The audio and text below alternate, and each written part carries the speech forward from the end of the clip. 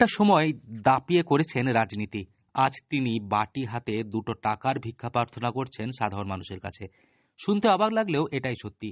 এক সময় বঙ্গ বিজেপির স্বাস্থ্য পরিষেবা সেলের তিনি প্রাক্তন প্রতিষ্ঠাতা আহ্বায়ক ছিলেন। প্রসঙ্গত প্রায় 10 বছর আগে কংগ্রেস ছেড়ে সেই ইন্দ্রজিৎ সিনহা, যাকে সবাই বুলেট নামে চিনতেন, তিনি গেরুয়া শিবিরে যোগ দেন। বিজেপির এখন পশ্চিমবঙ্গের প্রধান বিরোধী দল।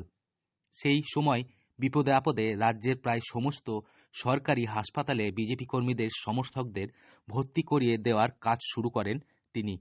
তৎকালীন রাজ্য সভাপতি রাহুল সিনহার কথা শুনে রাজনীতিতে ঢুকে স্বাস্থ্যক্ষেত্রে বিজেপির উপস্থিতি বৃদ্ধির কাজে সেই সময় রাত দিন পরিশ্রম করেছেন বুলেট।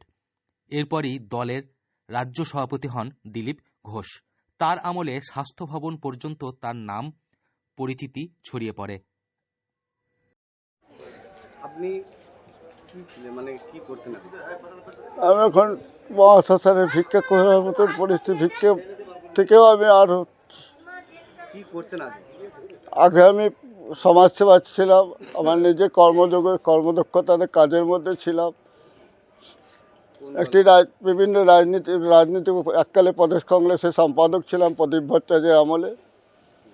তারপরে 2014 সালে আমি মোদিজিকে দেখে বিজেপিতে যোগ দিয়েছিলাম। আমি যেহেতু প্রদেশ কংগ্রেসের মেডিকেলগুলো দেখতাম, সেই জন্য আমাকে রাহুল সিনহা স্বাস্থ্য পরিষেবা সেল এই নামটা আমি দিয়ে তিনি প্রতিষ্ঠা করেছিলেন 2015 সালে। রাজ্য স্বাস্থ্যক্ষেত্রেরই একদা সেই দাপুটে নেতা এই মুহূর্তে দুরারোগ্য ক্যান্সার রোগে ভুগছেন প্রায় 2 বছর ধরে। প্রথমে টিউমার ধরা পড়ে, তারপর জানতে পারেন তিনি ক্যান্সার রোগে আক্রান্ত। তার চিকিৎসার জন্য হাসপাতাল তো দূরের কথা, তার থাকা খাওয়ার কোনো সঠিক ঠিকানা নেই। অবস্থা এতটাই শোচনীয় যে 2 মাস যাবৎ তারাপীঠ মহাশ্মশানে ভিক্ষাবৃত্তি করে অন্যের সংস্থান করতে হচ্ছে তাকে। গাছতলায় রাত কাটাতে হচ্ছে বিজেপির রাজ্য কমিটির এই প্রাক্তন আমন্ত্রিত সদস্যকে।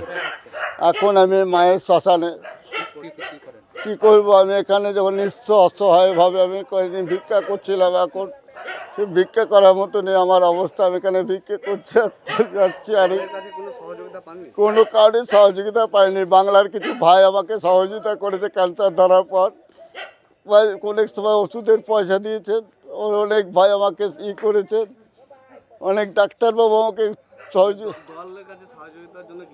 আমি সমস্ত নেতৃত্বের কাছেই গিয়েছিলাম। আমি লকেটের কাছে গিয়েছিলাম, আমি শুভেন্দু অধিকারীর কাছে বলেছিলাম, আমি রাজ্যের সমস্ত নেতৃবৃন্দকে জানিয়েছিলাম, তারা কোনো রকম উচ্চবাক্য করেননি। ইন্দ্রজিৎ বাবু কাঁদো কাঁদো সুরে আক্ষেপের সঙ্গে বলেন, দলের জন্য একসময় দিনরাত পরিশ্রম করেছি। পার্টির কর্মী সমর্থকদের যে কোনো রোগে হাসপাতালে ভর্তি করিয়ে দেওয়া থেকে তাদের জন্য সুলভে ওষুধের ব্যবস্থা করে দিয়ে বহু মানুষের আশীর্বাদ পেয়েছি।